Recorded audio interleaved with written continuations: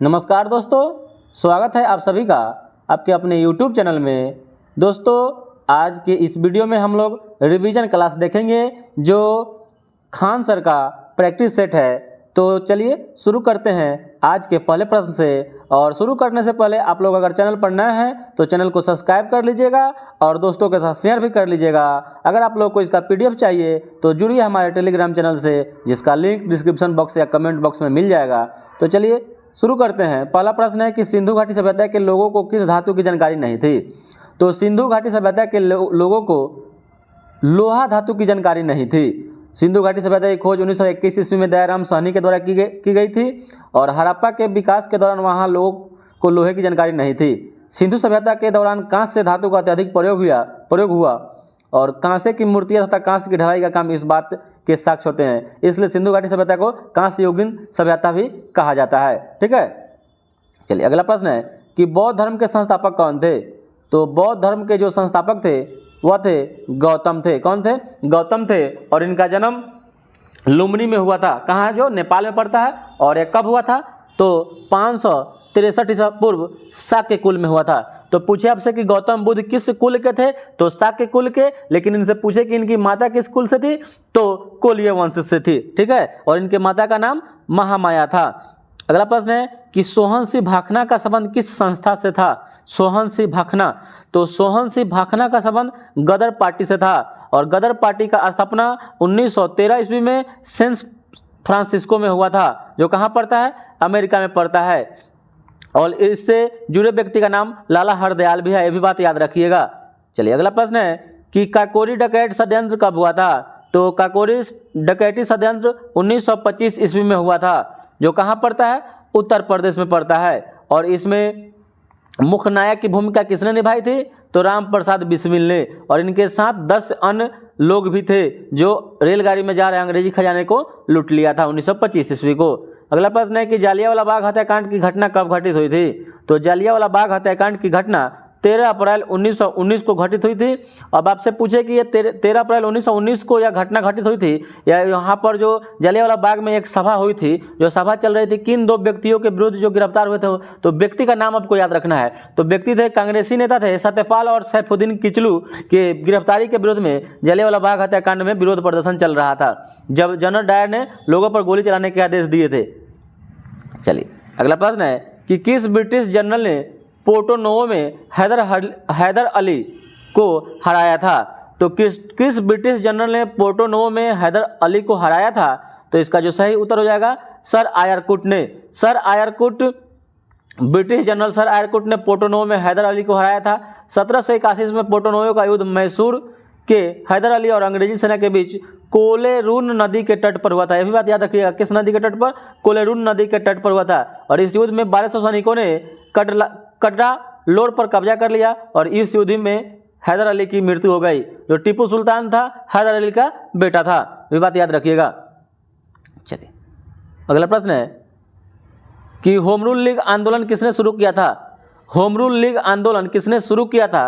तो home rule league आंदोलन की शुरुआत एनी बेसेंट और लोकमान्य तिलक के द्वारा किया गया था। ठीक है, तो Lokmanya Tilak home rule league पूरे महाराष्ट्र पर लागू करने की जिम्मेदारी लिया था, जबकि एनी बेसेंट भारत एवं मुंबई पर लागू करने की जिम्मेदारी थी इनकी 1916 ईस्वी को। अगला प्रश्न है कि निम्नलिखित में से कौन सा चित्र लियोनार्डो दा विंची के द्वारा नहीं बनाया गया था। तो लियोनार्डो दा विंची के द्वारा कौन सा इसमें से ऑप्शन में चित्र नहीं बनाया गया है। ऑप्शन है Last Supper, Mona Lisa, Virgin of Rocks, Last Judgment. तो लास्ट सपर, मोनालिसा और वर्जिन ऑफ रॉक्स यह लियोनार्डो दा विंची के द्वारा बनाया गया है, जबकि लास्ट जजमेंट यह लियोनार्डो दा विंची के द्वारा नहीं बनाया गया है। ठीक है, तो यह किसके द्वारा लास्ट जजमेंट बनाया गया था? तो यह मिशेलिंग गीलो के द्वारा बनाया गया था। ठीक है, चले अगला प्रश्न है कि फ्रांस में पेरिस कम्यून की स्थापना कब हुई थी। तो फ्रांस में पेरिस कम्यून की स्थापना 1871 ईस्वी में हुई थी। आपसे पूछे कि फ्रांसीसी क्रांति कब हुई थी। तो 1789 ईस्वी में हुआ था। और इसी फ्रांसीसी क्रांति का जो नारा था स्वतंत्रता, बंधुता और भाईचारा। ठीक है, चलिए अगला प्रश्न है कि लोकतंत्र को सफल बनाने के लिए क्या करना चाहिए। तो लोकतंत्र को सफल बनाने के लिए क्या करना चाहिए। ऑप्शन है बेरोजगारों को रोजगार देना चाहिए, सिर्फ शिक्षित लोगों को मतदान का अधिकार होना चाहिए, सुदृढ़ पंचायती राज होना चाहिए, नागरिकों को ईमानदार और उत्तरदायी होना चाहिए। तो इसका जो ऑप्शन नंबर 1, 3 और 4 हो जाएगा, क्योंकि सिर्फ शिक्षित लोगों को मतदान देने का अधिकार यह गलत है। बाद बाकी सभी ऑप्शन जो है आपका सही है, इसलिए ऑप्शन नंबर 20 इसका सही हो जाएगा। अगला प्रश्न है कि संविधान के लागू होने के समय निम्न आदर्शों में से किसको प्रस्तावना में सम्मिलित नहीं किया गया था? तो ऑप्शन है स्वतंत्रता, समानता, समाजवादी न्याय। तो उस समय समाजवादी शब्द को लागू नहीं किया गया था। तो समाजवादी शब्द को कब लागू किया गया? तो 42वां संविधान संशोधन 1976 में लागू किया गया। 42वां संविधान संशोधन को मिनी कॉन्स्टिट्यूशन के नाम से भी जाना जाता है। ठीक है, चलिए अगला प्रश्न है कि भारतीय संविधान का कौन सा भाग राज्य के नीति निर्देशक सिद्धांतों को बताता है? तो कौन सा भाग जो है राज्य के नीति निर्देशक सिद्धांत को बताता है? तो आपका भाग 4 बताता है। कौन बताता है? भाग 4 में राज्य के नीति निर्देशक तत्वों के बारे में बताया गया है। जो राज्य का नीति निर्देशक तत्व है वह आयरलैंड के संविधान से लिया गया है। कहाँ से? आयरलैंड के संविधान से लिया गया है, जबकि आयरलैंड ने नीति निर्देशक तत्व को स्पेन के संविधान से ग्रहण किया है और संविधान में यह अनुच्छेद 36 से 51 में निहित है और यह न्यायालय में परिवर्तनीय नहीं है। अब कहेगा कि नीति निर्देशक तत्व न्यायालय में परिवर्तनीय नहीं है, किस अनुच्छेद में कहा गया है? तो यह अनुच्छेद 37 में कहा गया है। चलिए अगला प्रश्न है कि संविधान के किस संशोधन द्वारा संपत्ति को मौलिक अधिकारों की सूची से हटा दिया गया? तो पहले संपत्ति का भी जो अधिकार था वह मौलिक अधिकार में था, तो उसको किस संशोधन के द्वारा सूची से हटा दिया गया? तो 44वां संविधान संशोधन 1978 के तहत इसको क्या किया गया? इसको संपत्ति के अधिकार से, मौलिक के अधिकार से हटाकर इसको कानूनी अधिकार में रख दिया गया। ठीक है, अब ये कानूनी अधिकार है। ठीक है, न्यायिक अधिकार, कानूनी अधिकार जो भी बोलिए, और यह अनुच्छेद 300 के क में इसको रखा गया है। 300 के क में रखा गया था। पहले संपत्ति का अधिकार अनुच्छेद आर्टिकल 31 में था। किस में था? अनुच्छेद 31 में था। ठीक है, अगला प्रश्न है कि डैश की नियुक्ति भारत के राष्ट्रपति द्वारा नहीं की जा सकती। ऑप्शन है उच्चतम न्यायालय के न्यायाधीश, महाधिवक्ता, राज्यपाल, महान्यायवादी। तो जो महाधिवक्ता होता है ना, महाधिवक्ता, ठीक है, महाधिवक्ता का जो नियुक्ति होता है ना वह राज्यपाल के द्वारा किया जाता है, जबकि उच्चतम न्यायालय के न्यायाधीश, राज्यपाल, महान्यायवादी सभी की नियुक्ति राष्ट्रपति के द्वारा की जाती है और महाधिवक्ता की नियुक्ति अनुच्छेद 165 के तहत राज्यपाल करते हैं। तो ऑप्शन नंबर आपका बी सही हो जाएगा। ठीक है, चलिए अगला प्रश्न है कि निम्नलिखित राज्यों में से उस युग्म को चुनना है या जोड़ा को चुनना है जो लोकसभा में सबसे ज़्यादा प्रतिनिधि भेजते हैं। तो सबसे ज़्यादा प्रतिनिधि लोकसभा में कौन भेजता है? तो ऑप्शन है अरुणाचल प्रदेश, आंध्र प्रदेश, गोवा, अरुणाचल प्रदेश, बिहार, गोवा, गुजरात, गोवा, छत्तीसगढ़, बिहार, आंध्र प्रदेश और राजस्थान। तो इसका ऑप्शन नंबर जो हो जाएगा डी सही हो जाएगा, क्योंकि बिहार 40 लोकसभा का प्रतिनिधि भेजता है, आंध्र प्रदेश 25 और राजस्थान 25। ठीक है, बाद बाकी सभी इससे कम भेजते हैं और सबसे ज़्यादा 80 आपका उत्तर प्रदेश से, 80 उत्तर प्रदेश के बाद महाराष्ट्र का स्थान 48। ठीक है, तो ऐसे भी क्वेश्चन बनता है कि लोकसभा में सबसे ज़्यादा प्रतिनिधि किस राज्य का है? तो उत्तर प्रदेश का, और उत्तर प्रदेश के बाद किस राज्य का स्थान आता है? तो महाराष्ट्र राज्य का स्थान आता है। ये भी बात याद रखिएगा। ठीक है, चलिए अगला प्रश्न है कि भारत में पंचायती राज व्यवस्था को लागू करने का प्रथम राज्य कौन था? यानी कहाँ लागू सबसे पहले पंचायती राज व्यवस्था हुआ था? तो सबसे पहले पंचायती राज व्यवस्था राजस्थान के नागौर जिला में लागू हुआ था और भारत में पंचायती राज को संवैधानिक मान्यता 73वां संविधान संशोधन 1992 के तहत मिला था और यह संशोधन गाडगिल कमेटी की सिफारिश पर पीवी नरसिम्हा राव सरकार के द्वारा लाया गया था। ठीक है, गाडगिल समिति या कमेटी याद रखिएगा। ठीक है, और इसमें पंचायती राज के 3 भाग हैं। पहला ग्राम पंचायत है, दूसरा है ब्लॉक पंचायत और तीसरा है जिला पंचायत। और इसकी सिफारिश किए थे बलवंत राय मेहता समिति जो 1957 में आया था और द्वितीय स्तरीय में अशोक मेहता जो 20 साल के बाद 1977 में आया था। ठीक है, चलिए अगला प्रश्न है कि किस वर्ष में हिंदी भारत संघ की राजभाषा के रूप में प्रभाव में आई थी?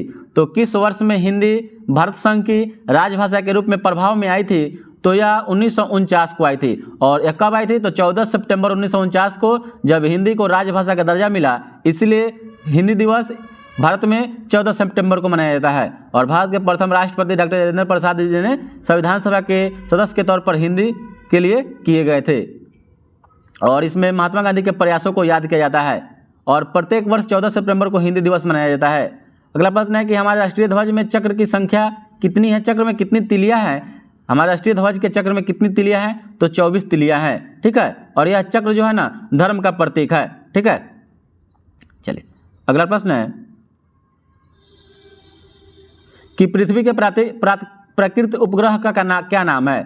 तो पृथ्वी का एकमात्र प्राकृतिक उपग्रह चंद्रमा है, ठीक है। चंद्रमा को जीवाश्म ग्रह के नाम से भी जाना जाता है, ठीक है। और चंद्रमा अपने अक्ष के चारों ओर एक पूरा चक्कर लगाने में 27.3 दिन लगाता है, 27.3 दिन लगाता है, ठीक है। चलिए अगला प्रश्न है कि भूमध्य रेखा के समानांतर काल्पनिक रेखाएं को क्या कहते हैं। तो भूमध्य रेखा के जो समानांतर काल्पनिक रेखाएं हैं उसको समताप रेखा कहते हैं। क्या कहते हैं, समताप रेखा कहते हैं।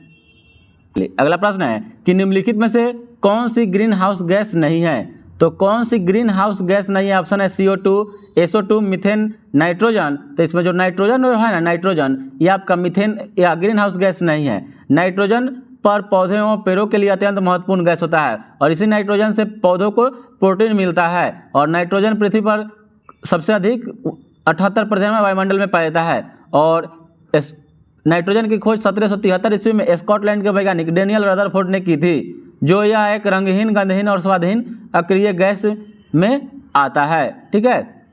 अगला प्रश्न है कि पृथ्वी के कुल सतह क्षेत्र का लगभग कितने प्रतिशत भाग पर जलमंडल शामिल है। तो जलमंडल 70% भाग पर जलमंडल है, ठीक है। चलिए अगला प्रश्न है कि सिक्किम से गुजरने वाला अक्षांश किस राज्य से भी होकर गुजरता है। तो सिक्किम से गुजरने वाला अक्षांश किस राज्य से भी होकर गुजरता है। तो ऑप्शन हिमाचल प्रदेश, उत्तराखंड, राजस्थान, हरियाणा। तो पूर्व में सिक्किम से गुजरने वाली अक्षांश भारत के पश्चिम राज्य के राजस्थान से होकर भी गुजरती है। तो ऑप्शन नंबर सी इसका सही हो जाएगा। और सिक्किम में ही कंचनजंगा राष्ट्रीय उद्यान स्थित है। अगला प्रश्न है कि नथुला दर्रा किस राज्य में है। तो नथुला दर्रा भी सिक्किम राज्य में ही है, जो भारत और तिब्बत के चुंबी घाटी को जोड़ता है। यह एक पहाड़ी दर्रा है और 1962 में हुए भारत और चीन के युद्ध के बाद इसे बंद कर दिया गया था और वापस व्यापार के लिए 2006 में इसको खोला गया। और भारत और चीन के बीच 80% व्यापार जो होता है ना, यह नथुला दर्रा के द्वारा ही होता है। चलिए अगला प्रश्न है कि गांधी सागर बांध जो है ना निम्न में से किसका हिस्सा है। तो गांधी सागर बांध या चंबल परियोजना का हिस्सा है, ठीक है, चंबल परियोजना का। और ये किस राज्य में है। तो मध्य प्रदेश राज्य के मंदसौर, नीमच जिलों में स्थित है। इसकी ऊंचाई जो है गांधी सागर बांध की 62 मीटर है। अगला प्रश्न है कि भाखड़ा, हीराकुंड, नागार्जुन सागर और उकाई क्रमशः किस पर स्थित है। तो भाखड़ा जो है यह सतलज नदी पर स्थित है, हीराकुंड महानदी पर है, नागार्जुन कृष्णा नदी पर है, जबकि उकाई परियोजना यह ताप्ती नदी पर है। तो ऑप्शन नंबर आपका सी सही हो जाएगा। चलिए इसका जो व्याख्या देख लेते हैं। भाखड़ा नागल बांध जो है सतलज नदी पर है, हीराकुंड महानदी पर है, नागार्जुन सागर कृष्णा नदी पर है और भाखड़ा नागल बांध जो है ना भारत का सबसे बड़ा गुरुत्वीय बांध है। अगला प्रश्न है कि भारतीय अर्थव्यवस्था में परिवहन का मुख्य साधन क्या है। तो भारत का अर्थव्यवस्था में परिवहन का जो मुख्य साधन है वह रोडवेज है, ठीक है। चलिए अगला प्रश्न है कि भारत की केंद्र सरकार ने 2018 को डैश का राष्ट्रीय वर्ष घोषित किया था। तो 2018 को मोटे अनाजों का राष्ट्रीय वर्ष घोषित किया था, मोटे अनाजों का। और सबसे ज़्यादा जो मोटा जो अनाज होता है वह राजस्थान में पाया जाता है। कहाँ पर, राजस्थान में पाया जाता है। अगला प्रश्न है कि हरित क्रांति का जनक किसे कहा जाता है। तो हरित क्रांति का जनक सीधे अगर आपसे पूछे तो नॉर्मल बोरलॉग मारिएगा। अगर कहेगा कि भारत में हरित क्रांति के जनक तो MS स्वामीनाथन को माना जाता है, यही बात याद रखिएगा। अगला प्रश्न है कि गुजरात का कौन सा शहर सर्वोच्च आबादी वाला है। तो गुजरात में सबसे ज़्यादा जो आबादी है वह अहमदाबाद में है, ठीक है। चलिए अगला प्रश्न है कि यदि सरकार कीमत सीलिंग निर्धारित करती है तो जो सामान्य कीमत से अधिक है। तो यदि सरकार कीमत सीलिंग निर्धारित करती है तो जो सामान्य से अधिक है तो क्या होगा। तो हो जाएगा कि मांग मात्रा पूर्ति की मात्रा से कम हो जाएगा, ठीक है। मांग मात्रा पूर्ति की मात्रा से कम हो जाएगा। यदि सरकार कीमत सीलिंग निर्धारित करती है तो जो सामान्य कीमत से अधिक है वह मांग मात्रा पूर्ति से कम होगा। अगला प्रश्न है कि अल्पाधिकार में क्या होता है। तो अल्पाधिकार में होते हैं तो अल्पाधिकार में 2 विक्रेता होते हैं। अल्पाधिकार में 2 विक्रेता होते हैं जबकि एकाधिकार में 1 विक्रेता होता है, एक बात याद रखिएगा। अगला प्रश्न है कि 1930 में CV रमन ने डैश के लिए नोबेल पुरस्कार जीता था। तो यह जीते थे भौतिक शास्त्र, फिजिक्स में CV रमन प्रभाव की खोज करने के लिए यह जीते थे। और चंद्रशेखर वेंकट रमन को 1930 में स्कैटरिंग ऑफ लाइट के लिए नोबेल पुरस्कार मिला था और इन्होंने प्रकाश के प्रकीर्णन पर कार्य किया और इस इफेक्ट को रमन इफेक्ट भी कहा जाता है और उन्हें भारत सरकार के द्वारा 1954 ईस्वी में भारत रत्न से नवाजा गया था और भारत रत्न की शुरुआत 1954 से हुई और पहली बार 3 व्यक्तियों को दिया गया था, ठीक है, जिसमें सीवी रमन भी शामिल थे। अगला प्रश्न है कि निम्नलिखित में से कौन एकाकी संकलन विष्णु प्रभाकर जी का नहीं है? तो निम्नलिखित में से कौन सा एकाकी संकलन विष्णु प्रभाकर जी का नहीं है? ऑप्शन है इंसान, क्या वह दोषी था, बादलों के पार, प्रकाश और परछाई। तो यह ऑप्शन नंबर जो सी हो जाएगा, बादलों के पार, यह विष्णु प्रभाकर जी के द्वारा का संकलन नहीं है, ठीक है।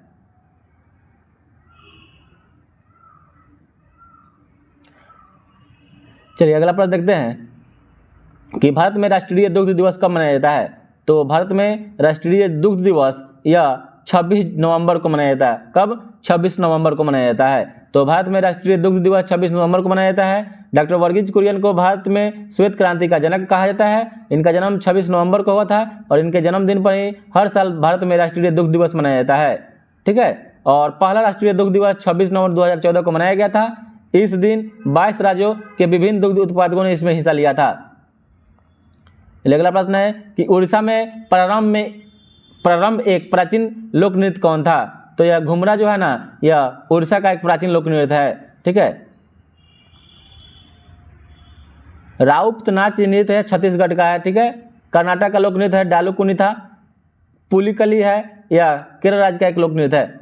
अगला प्रश्न है कि फूलों के संवर्धन के विज्ञान को क्या कहते हैं? तो फूलों के संवर्धन के विज्ञान को फ्लोरिकल्चर कहा जाता है, ठीक है। पोमोलॉजी में फलों का अध्ययन किया जाता है, ठीक है। फ्लोरिलॉजी में आपका फूलों का अध्ययन किया जाएगा और ओलेरीकल्चर में सब्जियों के उत्पादन से संबंधित विज्ञान को ओलेरीकल्चर कहते हैं। अगला प्रश्न है कि कोशिकीय पूर्ण सततता की अवधारणा प्रस्तुत करने वाले वैज्ञानिक कौन थे? तो कोशिकीय पूर्ण सततता की अवधारणा प्रस्तुत करने वाले वैज्ञानिक का नाम था हेबरलैंड। तो गोटलीब हेबरलैंड ने टोटीपोटेंसी की खोज की थी। उन्होंने प्लांट टिश्यू कल्चर के जनक के रूप में जाना जाता है। प्लांट टिश्यू कल्चर के रूप में गोटलीब हेबरलैंड को जाना जाता है। तो और उन्होंने यह विचार दिया था कि पौधे की कोशिकाएं टोटीपोटेंट होती है और पूरे पौधे को वह जन्म दे सकती है। अगला प्रश्न है कि दांतों के उचित निर्माण के लिए क्या आवश्यक है? तो दांतों के उचित निर्माण के लिए लोहा आयरन का आवश्यकता होना जरूरी है। अगला प्रश्न है कि हमारे शरीर में पित्त रस कहाँ पैदा होता है? तो जो हमारे शरीर में जो पित्त रस पैदा होता है वह कहाँ होता है? तो इसका जो ऑप्शन नंबर हो जाएगा ए, यकृत, सही हो जाता है। और जमा कहाँ होता है? तो पित्ताशय में होता है। इसका निर्माण यकृत लीवर में होता है। और जो पित्त का पीएच मान होता है ना, वह 7.7 होता है, ठीक है। इसमें जो जल की मात्रा 85% होता है और पित्त वर्णक 12% होता है। और मानव रक्त का पीएच मान 7.4 होता है। अगर आपसे पूरा एक्यूरेट पूछे तो 7.35 से लेकर 7.45 के बीच में होता है रक्त का पीएच मान। ये भी बात याद रखिएगा। ऑप्शन नंबर ऐसा ही आपको सीधे सीधे छपेगा। अगला प्रश्न है कि हड्डी एक उदाहरण है। हड्डी एक किसका उदाहरण है? तो हड्डी एक संयोजी ऊतक का उदाहरण है। किसका? संयोजी ऊतक का उदाहरण है। चलिए अगला प्रश्न है कि प्राकृतिक चयन का सिद्धांत किसने दिया था? तो प्राकृतिक चयन यानी नेचुरल सिलेक्शन का सिद्धांत चार्ल्स डार्विन के द्वारा दिया गया था। अगला प्रश्न है कि परावैज्ञानिक विकिरणों के हानिकारक प्रभाव से मुख्य रूप से क्या होता है? तो हो जाता है स्किन कैंसर हो जाता है, ठीक है। और यह परावैज्ञानिक किरणों के विकिरण से कौन हमको बचाता है? तो ओजोन लेयर। कौन बचाता है? Ozone layer. और ओजोन लेयर दिवस कब मनाया जाता है? तो 16 सितंबर को मनाया जाता है, ठीक है। अगला प्रश्न है कि ब्रायोफाइटा पादप सामान्यतः पाए जाते हैं। ब्रायोफाइटा पादप सामान्यतः पाए जाते हैं तो यह नम एवं छायादार आवासों में पाया जाता है। नम एवं छायादार आवासों में ब्रायोफाइटा पाया जाता है, ठीक है। और ब्रायोफाइटा को पादप जगत का उभयचर भी कहा जाता है। तो उभयचर मतलब जल पर भी हो सकता है और जमीन पर भी हो सकता है। अगला प्रश्न है कि निम्नलिखित में से कौन सा एक कार्बोहाइड्रेट नहीं है? तो सुक्रोज है, फ्रुक्टोज है, ग्लूकोज है, जबकि ग्लाइसिन या आपका यह एक प्रोटीन है। क्या है? कार्बोहाइड्रेट नहीं है। अगला प्रश्न है कि हरित गृह प्रभाव किस गैस की अधिक मात्रा होने से बढ़ता है? तो हरित गृह प्रभाव जो होता है ना, CO2 के मात्रा अगर अधिक हो जाएगा तो हरित गृह प्रभाव हो जाएगा, ठीक है। चलिए अगला प्रश्न है कि एम्पियर किसकी इकाई का है? तो ऑप्शन बता देना है। तो एम्पियर विद्युत धारा की एक इकाई है, ठीक है। विद्युत धारा की एक इकाई है, जबकि वैद्युत प्रवाह की SI आधार इकाई के बराबर होती है। ए मतलब एम्पियर ए एक करंट प्रति सेकंड के बराबर वैद्युत प्रवाह का ऐसा ही एक आधार इकाई है, जबकि प्रतिरोध की इकाई ओम होती है और चुंबकीय क्षेत्र की इकाई टेस्ला होती है। अगला प्रश्न है कि आवर्तकाल का फॉर्मूला क्या होता है। बहुत ही महत्वपूर्ण प्रश्न है, इसमें आपसे क्वेश्चन इससे पूछ लेता है। तो आवर्तकाल का जो सूत्र होता है 2π√L/g होता है, 2π√L/g होता है। चलिए अगला प्रश्न है कि एक लड़के द्वारा एक वस्तु को ऊपर की दिशा में 1 मीटर दूर तक उठाए जाने पर लड़के के द्वारा किया गया कार्य क्या होगा। तो ये लड़के द्वारा एक वस्तु को ऊपर की दिशा में 1 मीटर दूर तक उठाए जाने पर लड़के के द्वारा किया गया कार्य, तो कार्य बराबर होता है बल गुना विस्थापन। कार्य बराबर क्या होता है, बल गुना विस्थापन, यानी W बराबर F गुना S। और द्रव्यमान यहाँ क्या है, तो द्रव्यमान 1 kg है, तो mg गुना S हो जाएगा। और गुरुत्वीय त्वरण का मान कितना होता है, तो 9.8 मीटर पर सेकेंड स्क्वायर होता है, लगभग 10 के बराबर होता है। जब तक न कहे तब तक 10 लेना है, और नहीं कहेगा तो 9.8 लेना है, ठीक है। अगर 10 कहे तो 10 लीजिएगा, तो गुरुत्वीय त्वरण 9.8 हो जाएगा, तो 1 गुना 9.8 गुना 1 हो जाएगा, 9.8 जूल के बराबर कार्य होगा।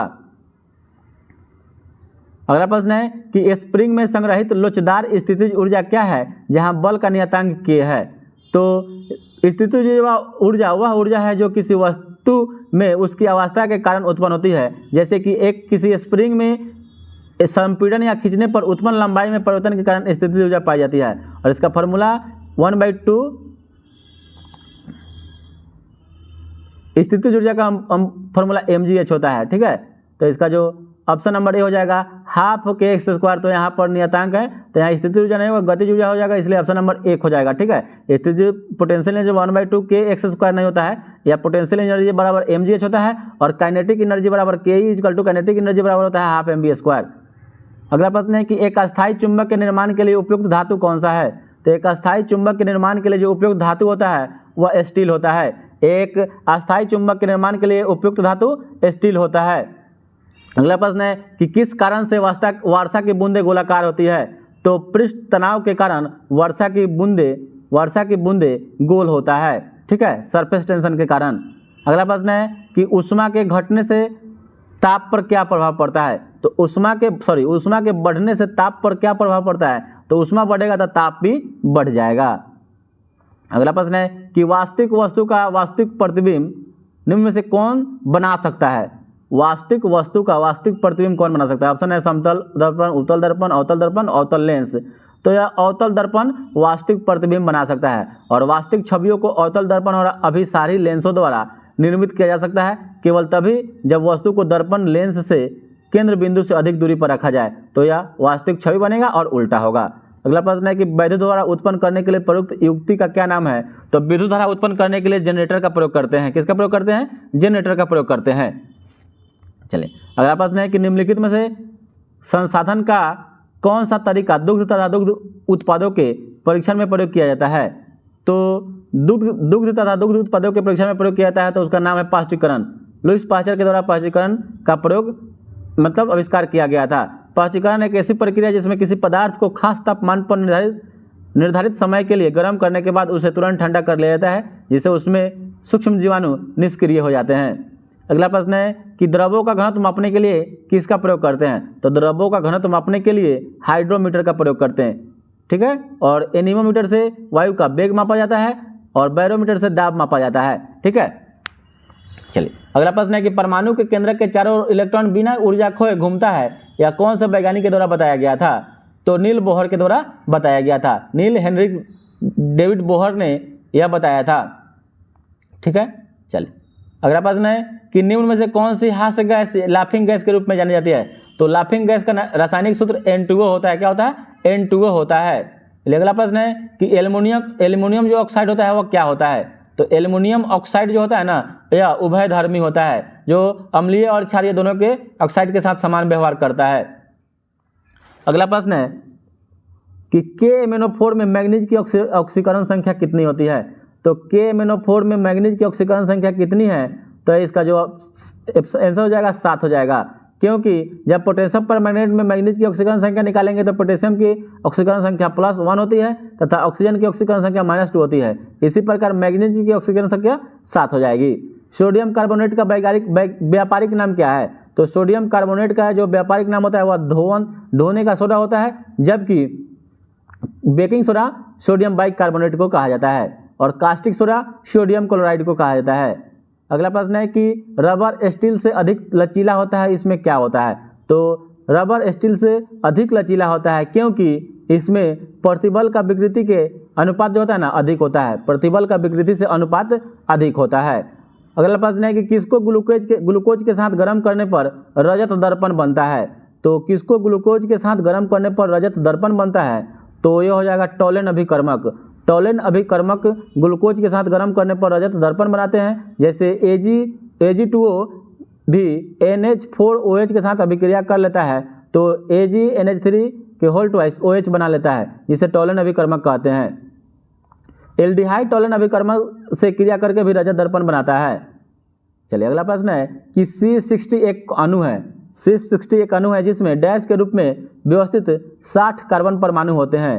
तो C60 को बकमिस्टर फुलेरिन का आणविक सूत्र कहते हैं, ठीक है। तो इसका जो सही उत्तर हो जाएगा, जब इसमें 12 पंचभुज और 20 जो होता है ना षष्ठभुज होता है, तो जिसमें 12 फलक पंचकोणीय होते हैं और 20 फलक षष्ठकोणीय होते हैं और कुल मिलाकर 32 फलक होते हैं। इसकी संरचना फुटबॉल की तरह होती है। अगला प्रश्न है कि सभी जातिवाचक संज्ञा का एक समूह दिया गया ऑप्शन में आपको बताना है। तो जातिवाचक संज्ञा ऑप्शन नंबर बी हो जाएगा, लड़का नागरिक कार, यह जातिवाचक। अगला प्रश्न है कि चर्चा शब्द से बना विशेषण, चर्चा शब्द से बना विशेषण चर्चित हो जाएगा, ठीक है। अगला प्रश्न है कि निम्नलिखित वाक्य में रेखांकित क्रिया विशेषण शब्दों के भेदों का सही विकल्प चुनकर लिखें। जैसे तुम जितना खाओगे उतने ही ताकतवर बनोगे, तुम जितना खाओगे उतने ही ताकतवर बनोगे। तो इसमें क्या आ जाएगा, इसमें परिणाम यानी आपका एक रिजल्ट निकलेगा, जितना खाओगे उतना ही तुम ताकतवर बनोगे। तो इसका जो ऑप्शन नंबर जो सी हो जाएगा, परिणामवाचक क्रिया विशेषण हो जाएगा, ठीक है। चलिए अगला प्रश्न है कि नीलकंठ में कौन सा समास होता है? नीलकंठ में कौन सा समास होता है? तो नीलकंठ में बहुब्रीहि समास होता है, ठीक है। जैसे नीला है कंठ जिसका, अर्थात शिव भगवान को नीलकंठ कहते हैं। तो मतलब बहुब्रीहि समास मतलब अपना शब्द छोड़कर दूसरा शब्द एक नया शब्द बताता है, उसी को बहुब्रीहि समास कहते हैं। तो नीला है कंठ जिसका नहीं, अर्थात शिव भगवान को कहते हैं, तो एक नया शब्द बन गया, तो इसलिए बहुब्रीहि समास हो जाएगा। अगला प्रश्न है कि वशीकृत शब्द का समानार्थी शब्द अनुच्छेदों में पहचान करना है। तो वशीकृत शब्द का समानार्थी शब्द हो जाएगा मंत्रमुग्ध हो जाएगा। क्या हो जाएगा? ऑप्शन नंबर बी, मंत्रमुग्ध हो जाएगा। अगला प्रश्न है कि खोटा शब्द का विलोम क्या होता है? तो खोटा शब्द का यानी खोटा मतलब घटिया होता है, तो खारा हो जाएगा। खारा मतलब सच्चा अच्छा होता है। अगला प्रश्न है कि बहुत दिनों के बाद दिखना अर्थ के लिए एक मुहावरा बताना है। तो बहुत दिनों के बाद दिखने के लिए एक मुहावरा है ईद का चांद होना, ठीक है। अगला प्रश्न है कि आचार्य रामचंद्र शुक्ल द्वारा रचित कविता की परख किस प्रकार का एक निबंध है? तो आचार्य रामचंद्र शुक्ल द्वारा रचित कविता की एक परख है ना, यह समीक्षात्मक है। क्या है? समीक्षात्मक है, यह कविता एक समीक्षात्मक है। अगला प्रश्न है कि निम्नलिखित में से कौन सा कवि छायावादी युग का है? तो छायावादी युग में मैथिली शरण गुप्त, जायसी, नागार्जुन, सूर्यकांत त्रिपाठी निराला। तो छायावादी युग का सूर्यकांत त्रिपाठी निराला है। अगला प्रश्न है कि संविधान के किस अनुच्छेद में देवनागरी लिपि में हिंदी को राजभाषा घोषित किया गया है? तो हिंदी को राजभाषा घोषित किया गया अनुच्छेद 343 के तहत। चलिए अगला प्रश्न है कि she has a headache but he has got appendix. तो यह हो जाएगा, यहाँ article is not use with disease. तो यहाँ ऑप्शन नंबर जो है हो जाएगा, नो आर्टिकल का प्रयोग यहाँ हो जाएगा, ठीक है। रोग में आर्टिकल का प्रयोग नहीं होता है। फिल इन द ब्लैंक्स का प्रयोग करना कि I have lost one my gloves, I dust dropped it somewhere. तो इसका जो मैंने मेरा एक दस्ताना गुम कर दिया है, मैंने उसे वह कहीं गिरा दिया होगा। तो इसका जो ऑप्शन नंबर ए हो जाएगा, मस्ट हैव हो जाएगा। क्या हो जाएगा? Must. I must have dropped it somewhere, कहीं गिरा दिया होगा। अगला प्रश्न है कि choose the correct option to complete the following sentence. I bought all these books dash only RS 700। तो यहाँ हो जाएगा डी, 4 बुक्स फॉर ओनली 700, क्योंकि रुपीज बताने के लिए ओनली के से पहले हमेशा 4 का प्रयोग होता है। एक है जील, सिनोनिम्स इसका बताना है। तो जील का सिनोनिम्स हो जाएगा आपका इंथुजियाज्म। सॉफ्ट का मतलब होता है मुलायम, इंक्रीज मतलब बढ़ना होता है, ब्रेव मतलब बहादुर होता है, और इंथुजियाज्म मतलब जोश होता है। तो जील का सिनोनिम्स क्या हो जाएगा? इंथुजियाज्म। अगला प्रश्न है कि अपोजिट मीनिंग आपको बताना है। एम्प्लीकेबल, एम्प्लीकेबल तो यह हो जाएगा ऑप्शन नंबर इसका सी हो जाएगा। होस्टाइल, कनिंग का मतलब होता है चालाक, साई का मतलब होता है शर्म होता है, क्रेजी का मतलब होता है पागल, और होस्टाइल का मतलब होता है शत्रुतापूर्ण। ठीक है, चलिए अगला प्रश्न है कि find the meaning of idioms on phrase printed in the bold letter में लिखा गया है do not add fuel to the fire. ठीक है, तो इसका ऑप्शन नंबर हो जाएगा एग्रेवेट ट्रबल। हरास मतलब होता है दुख, एग्रेवेट ट्रबल मतलब होता है उत्तेजित मुसीबत, और इंटरफेयर का मतलब होता है दखलंदाजी, और क्रिएट प्रॉब्लम होता है समस्या उत्पन्न करने वाला। तो do not add fuel to the fire मतलब होता है कि आग में घी डालने का काम वहीं होता है, उत्तेजित मुसीबत हो जाएगा। अगला प्रश्न है कि identify the figure of speech in the following sentence Milton thou shouldn't be living at this hour. तो यह हो जाएगा अंग्रेजी में इसका उपयोग 3 उद्देश्यों के लिए किया जाता है। एक या अधिक अक्षरों के चुक के अंकन के लिए, जो ऑप्शन नंबर हो जाएगा एप्रोस्ट्रॉफी। तो दोस्तों अभी मैथ आ गया, रीजनिंग आ गया, तो इसको देख लीजिएगा दोस्तों, इसका पीडीएफ आप लोग को मिल जाएगा।